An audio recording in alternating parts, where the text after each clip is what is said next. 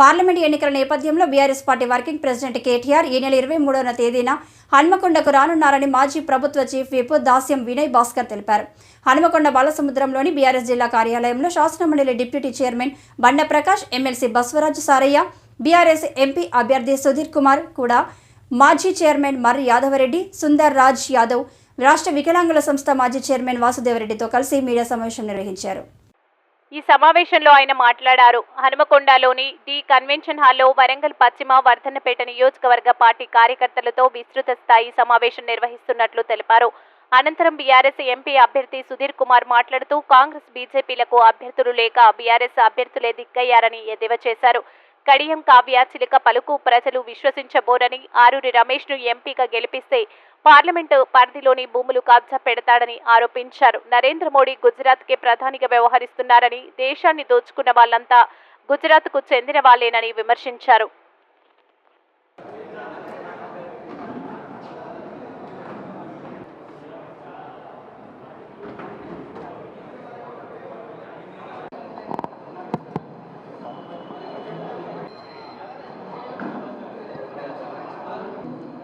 రేపు గౌరవ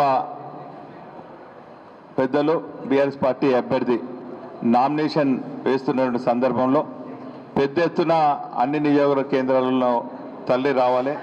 పార్టీ కార్యాలయం నుంచి నామినేషన్ స్థలం వరకు, కార్యాలయం వరకు పెద్ద ఎత్తున ర్యాలీ నిర్వహించాలి. దానికి అన్ని కూడా పర్మిషన్లు కూడా తీసుకోవడం జరిగింది. మరి మంగళవారం రోజు గౌరవ BRS party working president Sircilla శాసనసభ్యులు కేటీ రామారావు గారు వర్ధన్నపేట్ మరియు వరంగల్ ఈస్ట్ నియోజకవర్గ విస్తృత స్థాయి సమావేశానికి రాబోతున్నారు. ఆ సమావేశాలు డి కన్వెన్షన్ సెంటర్లో వర్ధన్నపేట్ నియోజకవర్గం సమావేశం నిర్వహించడం జరుగుతుంది. అదేవిధంగా సోదరులు మాజీ శాసనసభ్యులు నరేందర్ గారి నాయకత్వంలో నాని గార్డెన్స్లో ఆ సమావేశం జరుగుతుంది. ఈ రెండు సమావేశాలకు కూడా గౌరవ BRS party working president KT Rama Rao రాబోతున్నారు.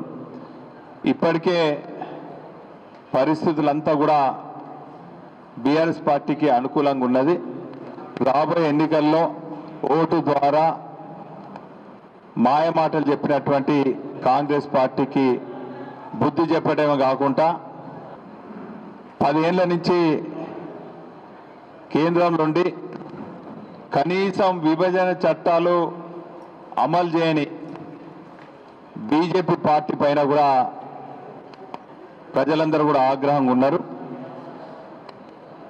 ఈ సెగ్మెంట్లో ఉన్నటువంటి కాజ్పేట్కు కోచ్ ఫ్యాక్టరీ కానీ, మహిబాద్ పార్లమెంట్ సెగ్మెంట్లో ఉన్నటువంటి బయ్యారం ఉక్కు ఫ్యాక్టరీ కూడా తేలేని ఇయ్యలేని నిస్సాయ స్థితిలో కేంద్రంలో బీజేపీ నాయకులు ఉన్నారు.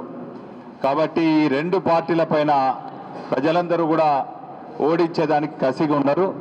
పైపెచ్చు బీఆర్ఎస్ పార్టీ ఇది ఒక్కటే కాదు, రేపు ఎన్నికలల్లో ఇక్కడ నిలబడ్డ అభ్యర్థులు ఒకటి, రెండవది పార్టీలు, మూడవది ఇక్కడ ఉండేటువంటి వరంగల్లో ఉండేటువంటి అభివృద్ధి కార్యక్రమాలు ఏం చేయాలి అనేటువంటిది ఒకటి ఉన్నది.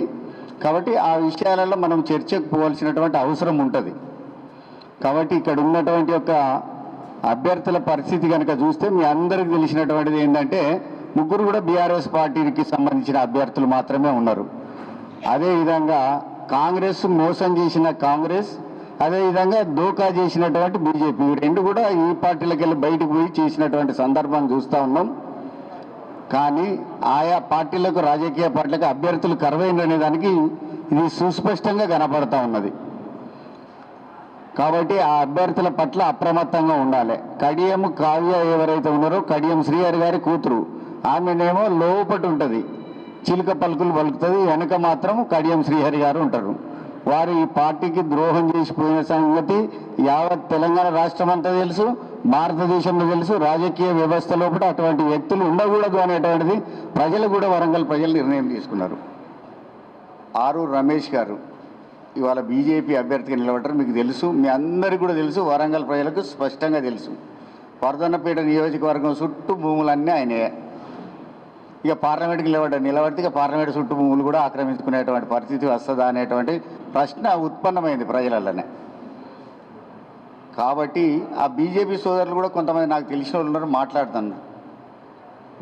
మాకు ఓటేస్తే పంచ మహాపాతకాలు చుట్టుకుంటాయి అనేటువంటి మాట మాట్లాడుతూ ఉన్నారు బీజేపీకి ఓటేస్తే. కాబట్టి ఇక్కడ వరంగల్ నియోజకవర్గం లోపల వరంగల్కు సంబంధించిన అభివృద్ధి కార్యక్రమాలు తీసుకుపోవాల్సినటువంటి అవసరం ఉన్నది.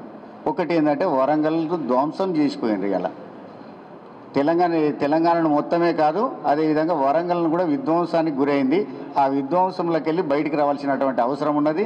పార్లమెంట్లో మన అందరం కూడా ఇక్కడి ప్రాంతానికి సంబంధించినటువంటి యొక్క దళాన్నై బలంగా ఉండి మాట్లాడాల్సినటువంటి అవసరం ఉంటుంది.